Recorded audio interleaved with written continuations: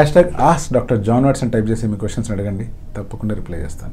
Gaurav Kumar, traditional hair ట్రాన్స్ప్లాంటేషన్కి పట్టే time లాగా కాకుండా లాంగ్ హెయిర్ ట్రాన్స్ప్లాంటేషన్ చాలా డిఫరెంట్. దీంట్లో జరిగే పాయింట్ ఏంది అంటే, ఒక వ్యక్తికి కనుక చాలా తక్కువ హెయిర్ లాంగ్ హెయిర్ ట్రాన్స్ప్లాంట్ ద్వారా ఇంప్లాంట్ చేయించుకోవాలి అనుకోండి. ఫర్ ఎగ్జాంపుల్ ఓన్లీ బియర్డ్ ఏరియాలో కొన్ని ఏరియాస్ మాత్రమే డెఫిషియెంట్గా కనిపిస్తున్నాయి, వాటిని కవర్ చేసుకోవాలి అనుకున్నాను అనుకోండి. వాళ్ళకు అవసరమయ్యే నెంబర్ ఆఫ్ గ్రాఫ్ట్స్ని బట్టి టైం అనేటువంటిది డిసైడ్ అవుతుంది. సపోజ్ కొంతమందికి ఓన్లీ ఫ్రంట్ ఏరియాలో మాత్రమే లాస్ ఉంది, దాంట్లో కూడా ఒక సైడే ఎక్కువ లాస్ ఉంది, మిగతా వైపు గురించి నాకు పెద్దగా వరి లేదు, అలా ఎవరైనా అనుకుంటున్నాను అటువంటి వాళ్ళకు కూడా టైం అనేటువంటిది దాన్ని బట్టి డిసైడ్ అవుతుంది.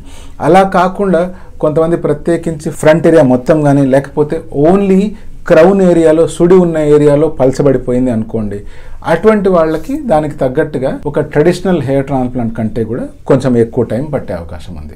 మొత్తం మీద చెప్పాలంటే ఒక ట్రెడిషనల్ హెయిర్ ట్రాన్స్ప్లాంట్కి 6 అవర్స్ పట్టినట్లయితే లాంగ్ హెయిర్ ట్రాన్స్ప్లాంట్కి అట్లీస్ట్ 7 to 8 అవర్స్ పట్టే అవకాశం ఉంది. అలా కాకుండా ఓన్లీ స్మాల్ పర్టికులర్ ఏరియాస్లో మాత్రమే లాంగ్ హెయిర్ ట్రాన్స్ప్లాంట్ చేయించాలనుకున్నారనుకోండి, అటువంటి సిచ్యువేషన్లో టైం అనేటువంటిది మీరు కవర్ చేయాల్సి అనుకున్న ఏరియాని బట్టి డిసైడ్ అవుతుంది. This is doctor John signing of.